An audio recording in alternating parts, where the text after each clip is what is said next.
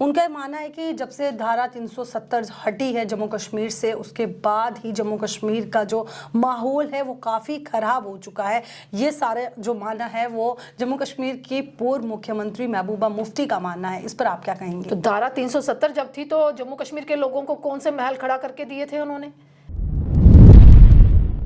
अब भाजपा जो है वो डरी है, भाजपा जो है वो सहमी हुई है इलेक्शंस को लेकर के, क्योंकि उन्हें लगता है कि अगर विधानसभा चुनाव जम्मू कश्मीर में करवाए जाएंगे तो हो सकता है कि भाजपा जो है वो इससे हार जाए। इस पर आप क्या कहेंगी? इस साल हो या अगले साल हो, तो चुनाव के मद्देनजर वो ये बयानबाजी करती रहती हैं, सिर्फ अपनी कुर्सी को बचाने के लिए वो ये बातें करती हैं। जब हम विपक्ष में थे, जो मुद्दे जनहित में होते थे, हम लोग सड़कों पर होते थे। आज कोई भी विपक्षी दल सड़क पर नहीं दिख रहा।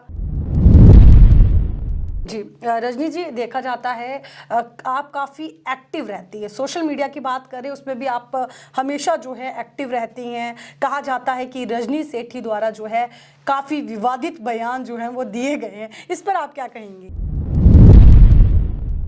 हमारी पार्टी की रणनीति लोगों की डेवलपमेंट है, लोगों के बीच रहना है, 24/7 लोगों के काम करना है। सिर्फ अभी प्रॉब्लम ये आ रही है कि अपनी सरकार नहीं है। न्यूज़ 9 एक बहुत ही बढ़िया चैनल, जो बेबाकी से आप सवाल कर रही हैं वो भी बहुत अच्छा लगा। मुझे लगता है कि आज जर्नलिज्म में हमारी फीमेल्स को आगे आना चाहिए, जैसे कि आप हैं इस चैनल में। नमस्कार, द न्यूज़ 9 में आप सभी का स्वागत है और मैं हूं आपके साथ तारिका महाजन। और इस वक्त हमारे साथ जो मौजूद हैं, वैसे वो किसी इंट्रोडक्शन की मोहताज नहीं है, लेकिन फिर भी हम आपको बताते चले, इस वक्त हमारे साथ स्टूडियो में मौजूद हैं भाजपा की स्पोक्स पर्सन रजनी सेठी जी। रजनी जी, सबसे पहले तो आपका हमारे इस प्रोग्राम में स्वागत है। बहुत बहुत धन्यवाद। रजनी जी, मेरा पहला सवाल ये रहेगा इलेक्शंस को लेके, विधानसभा चुनावों को लेकर के। विधानसभा चुनाव कब होंगे? क्योंकि अक्सर ये देखा जा रहा है कि जम्मू कश्मीर में अगर हम मुद्दे की बात करें, सबसे पहला मुद्दा जो है जम्मू कश्मीर में विधानसभा चुनाव को लेकर के है। इस पर आप अपनी क्या प्रतिक्रिया जो है वो देंगे? लगातार अपनी बातों में हम लोग क्लियर भी कर रहे हैं भाजपा की तरफ से कि भाजपा चाहती है कि चुनाव जल्द से जल्द हो।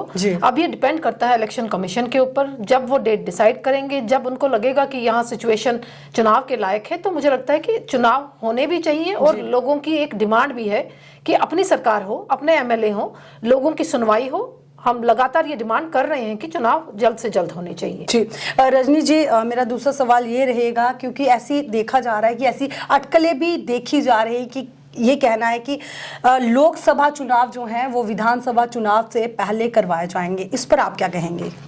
मैं भाजपा की प्रवक्ता के नाते मुझे नहीं लगता कि इस पे मैं टिप्पणी कोई कर सकती हूँ, क्योंकि ये मैटर जो है इलेक्शन कमीशन के अंडर आता है। लोकसभा के चुनाव से पहले विधानसभा होंगे कि उसके बाद चुनाव होंगे, ये डिपेंड उन्हीं पे करता है। मैं यही कहूंगी कि भाजपा का कार्यकर्ता 24/7 रेडी है।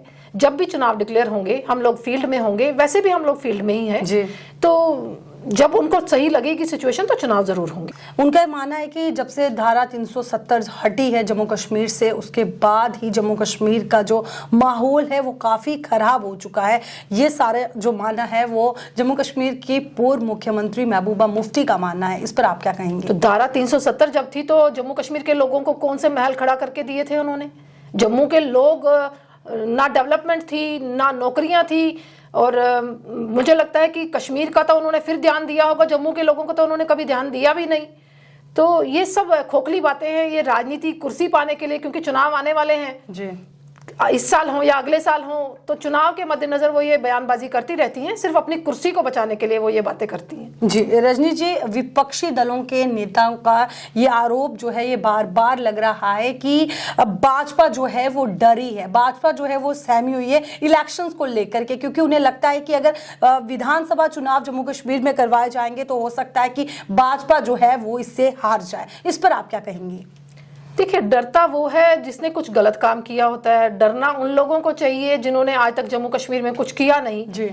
हम पिछले लगातार 9 साल से पूरे देश में और जम्मू कश्मीर में खासतौर से डेवलपमेंट के काम करा रहे हैं। अब मैं गिनवाने पे आऊं तो मुझे लगता है कि बहुत से ऐसी चीजें हैं जो आपके चैनल पे मैं एकदम से गिनवा नहीं पाऊंगी, क्योंकि समय की सीमा रहती है।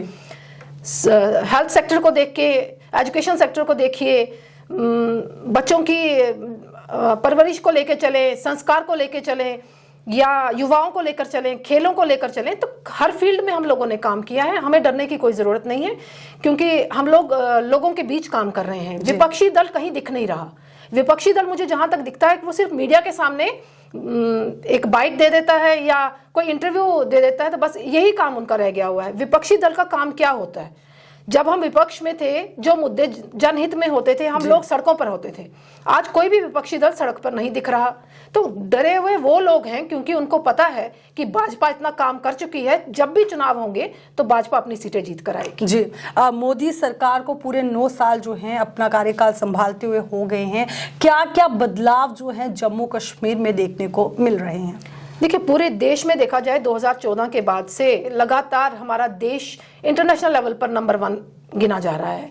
अलग अलग देशों के प्रेसिडेंट, प्राइम मिनिस्टर, हमारे प्रधानमंत्री मोदी जी की तारीफ करते नहीं थकते, उनको बॉस कहते हैं। कहीं ना कहीं हमें गर्व महसूस होता है कि हमारे प्रधानमंत्री ऐसे प्रधानमंत्री हैं जो पूरे देश का नाम रोशन कर रहे हैं। उन्होंने कभी भी किसी स्टेट को नजरअंदाज नहीं किया। खासतौर से मैं जम्मू कश्मीर की बात करूं, लगातार उन्होंने बात की कि जम्मू कश्मीर को एक नया जम्मू कश्मीर बनाएंगे। अभी पिछले दिनों आप लोगों ने देखा कि G20 किस तरीके से कश्मीर में हुआ।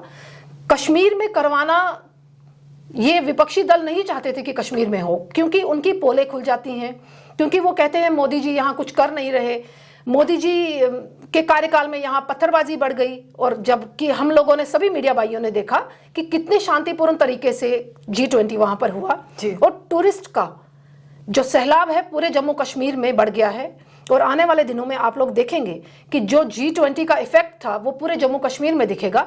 टूरिज्म बढ़ेगा, फिल्म इंडस्ट्रीज के जो इश्यूज हैं वो यहाँ पर बढ़ेंगे, और कहीं ना कहीं जम्मू कश्मीर एक डेवलपमेंट की राह पर निकल पड़ा है, उसको ये लोग नहीं रोक पाएंगे। जी, अब बात की आपने G20 को लेकर के, G20 पे एक आपसे सवाल करना चाहूंगी। श्रीनगर में अभी हाल ही में G20 जो कार्यक्रम है वो आयोजित किया गया, काफी सफलतापूर्वक वहां पर एक आयोजन किया गया। G20 को लेकर के पत्थरबाजी की बात करें, देखा जाता था कि श्रीनगर का जो माहौल था, पत्थरबाजी के नाम से श्रीनगर जाना जाता था, पर्यटन वहां जाने से डरते थे। अब माहौल की बात करें तो क्या माहौल जो है G20 के बाद अब श्रीनगर में देखा जा रहा है? हमारे दर्शकों को इसके बारे में बता दीजिए। देखिए, G20 से पहले ही माहौल ठीक हो गया था। 2019 370 खत्म होने के बाद लोग जो चाहते थे कि जम्मू कश्मीर में शांति का माहौल हो, वो देखने को मिला।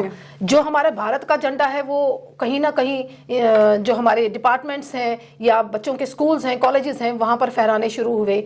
आप ये नहीं कह सकते कि कश्मीर में सारे लोग एंटी नेशनल हैं। कुछ परसेंटेज है जो 1-8% होगा, जो चाहे पैसे के लालच में, चाहे पाकिस्तान स्पॉन्सर्ड है, कहीं ना कहीं वो उस फेवर में रहते थे। तो जो देखने को मिला कि 2019 के बाद लोग भारत के साथ जुड़ना भी चाहते थे, और जो उनकी नेशनलिज्म की फीलिंग थी वो कहीं ना कहीं उजागर हुई है। G20 के बाद ये लगातार अब लोगों को दिखने लगा कश्मीर में कि भारत सरकार जो है कश्मीर को फोकस कर रही है।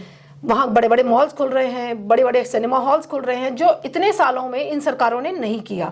इतनी देर से ये सरकारें सिर्फ रोना रो रही थी कि पत्थरबाजी नहीं खत्म हो रही, मिलिटेंट्स पाकिस्तान से आ रहे हैं। तो भाई, आप लोगों ने क्या योगदान निभाया वहां पर? आप लोगों ने सिर्फ अपनी मलाइयां खाई, अपने बच्चों को वेल सेटल बाहर की कंट्रीज में करवा दिया, और यहाँ जम्मू कश्मीर के लोगों को दर-बदर की ठोकरें खाने के लिए छोड़ दिया। जी, अब बात करेंगे धारा 370 को लेकर। धारा 370 की समाप्ति के बाद जम्मू कश्मीर में 3 सालों में ऐसे कौन से बदलाव जो हैं वो देखे जा रहे हैं? देखिए, धारा 370 खत्म होने के बाद सबसे बड़ा बदलाव कि जो 1-8% एंटी नेशनल लोग थे वो उनका मुंह बंद हो गया है। जो पाकिस्तान की इंटरफेरेंस थी, जो अलग अलग इस्लामिक कंट्रीज की इंटरफेरेंस थी, वो बंद हो गई है। ये कश्मीर हमारे भारत का अभिन्न अंग था, है और रहेगा, ये हम लोगों ने साबित कर दिया। ये उन सभी नेताओं के मुंह पे तमाचा जोर का बजा 370 खत्म होने से कि आप लोग जितना मर्जी षड्यंत्र रच लो जम्मू कश्मीर को अलग करने का, आप उसमें कामयाब नहीं होंगे। रही बात डेवलपमेंट की, यहाँ पर एजुकेशन सेक्टर में डेवलपमेंट हुई है, IIT, IIM, बहुत सी चीजें ऐसी हैं। हेल्थ सेक्टर में डेवलपमेंट हुई है, एम्स, अलग अलग मेडिकल के कॉलेजेस, लेडीज को जो लोन फैसिलिटी थी वो लोन फैसिलिटी दी जा रही है। स्किल इंडिया का हम लोग नारा लेकर चल रहे थे, वो हम लोग कर रहे हैं।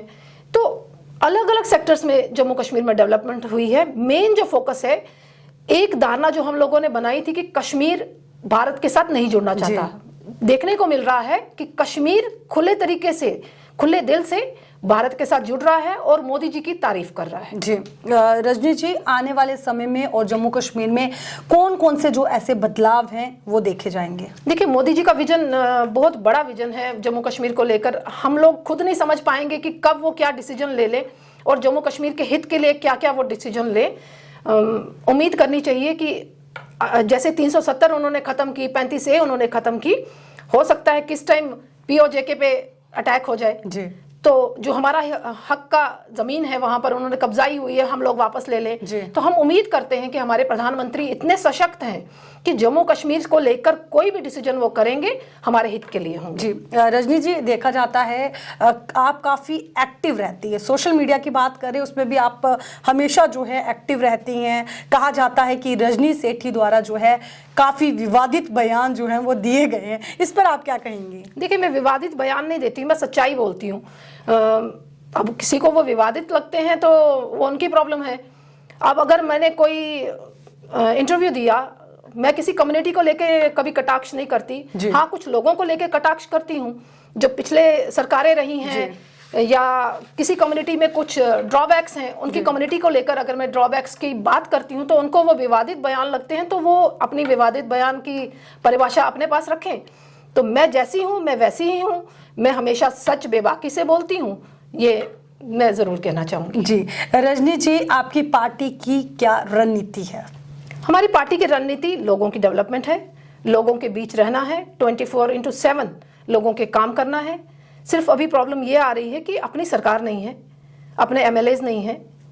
LG साहब क्योंकि वो केंद्र द्वारा यहाँ नॉमिनेटेड हैं, तो उनके पास लोग प्रॉपरली नहीं जा पा रहे। लोगों की समस्याएं बहुत सी हैं जो सुनवाई नहीं हो पा रही, इसलिए हम चाहते हैं कि जल्द से जल्द चुनाव हो, लोगों की समस्याओं को दूर किया जा सके और लोगों में एक जो कॉन्फिडेंस है कि मोदी जी हमारी समस्याएं दूर करेंगे वो हम फुलफिल कर सकें। जी एक आखिरी सवाल मैं आपसे करना चाहूँगी, जो युवा हैं हमारे जम्मू कश्मीर के लिए, उनके लिए आप क्या मैसेज देना चाहेंगे? युवाओं के लिए मैं 2 चीज़ें ज़रूर कहना चाहूँगी। जो देखने को मिल रहा है कि आजकल के यूथ ड्रग्स में लिप्त हैं, इस चीज़ों को छोड़कर वो फोकस करें अपनी पढ़ाई को, क्योंकि पेरेंट्स बड़ी मुश्किल से बच्चों को पढ़ाते हैं। वो चीज़ें ये समझें, चाहे कश्मीर के यूथ हैं चाहे जम्मू के यूथ हैं, तो उनको इन चीज़ों को नेग्लेक्ट करके कहीं ना कहीं अपनी स्ट्रीम लाइन में चलना ज़रूरी है।